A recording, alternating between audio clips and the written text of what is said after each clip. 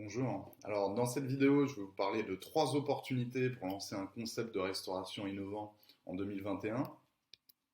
Le premier, c'est de proposer des aliments qui sont produits localement. On ne peut pas passer à côté des circuits courts. On peut donner quelques chiffres pour l'illustrer.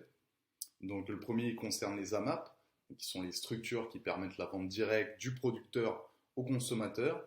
Donc, le premier panier distribué, c'était en 2001 au Bagne. Depuis, c'est un modèle qui connaît un succès grandissant. Aujourd'hui, il y a plus de 2000 AMAP en France avec plus de 300 000 consommateurs. Et ce retour au circuit court, il est également illustré par la conjoncture.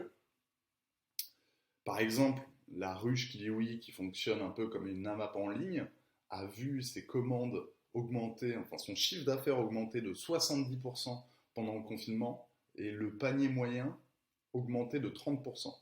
Donc c'est la même chose pour les drives fermiers, qui ont vu leurs commandes doubler, voire tripler pendant cette période.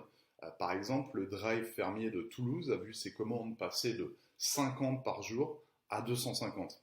Et ce qu'on souhaite en tant que consommateur, c'est de retrouver ce goût authentique des produits locaux et de saison.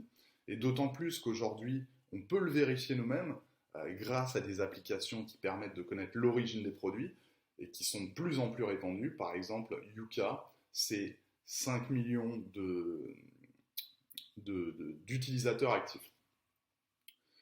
Donc la deuxième opportunité, c'est d'encourager une démarche responsable. On peut tous agir à notre échelle pour assurer la transition écologique, et particulièrement dans la restauration. Donc en France, on a la chance d'être dans un pays où il y a énormément d'initiatives qui permettent de consommer de façon plus engagée, et que ce soit dans le digital, avec des applications de lutte contre le gaspillage alimentaire, comme Too Good To Go, Phoenix, Zéro Gâchis et j'en oublie. Le deuxième, c'est des initiatives locales avec la multiplication des épiceries zéro déchet, avec le retour de la consigne. Et on le voit également au niveau des pouvoirs publics avec l'interdiction des emballages plastiques. Donc voilà, il y a assez d'acteurs et partenaires potentiels qui vont nous permettre de mettre en place cette démarche responsable au cœur d'un concept de restauration innovant.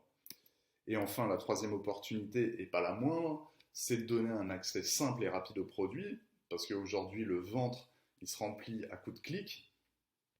Donc, pour permettre à notre client de commander en ligne, on a deux options. Donc, soit on le livre, soit il passe chercher la commande, et les deux fonctionnent très bien en France aujourd'hui. Par exemple, la livraison de repas, je ne vous apprends rien, mais c'est 700 000 commandes de repas passés par jour en moyenne. Alors, oui, 50% ce sont des 18-24 ans, mais aujourd'hui, la commande en ligne alimentaire, ça concerne tout le monde.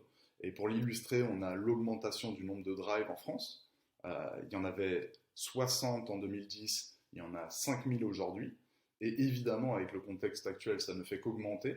Donc il y a 8 millions de Français qui ont fait leurs courses alimentaires en ligne en avril dernier. Et bien sûr, il y a eu le confinement, mais il y a plus de 2 millions de Français qui l'ont fait pour la première fois.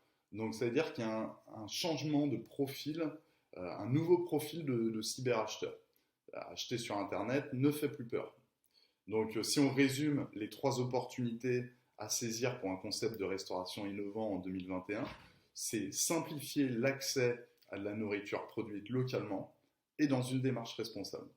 Donc ce que je vous propose, c'est qu'on explore les solutions dans la vidéo juste après.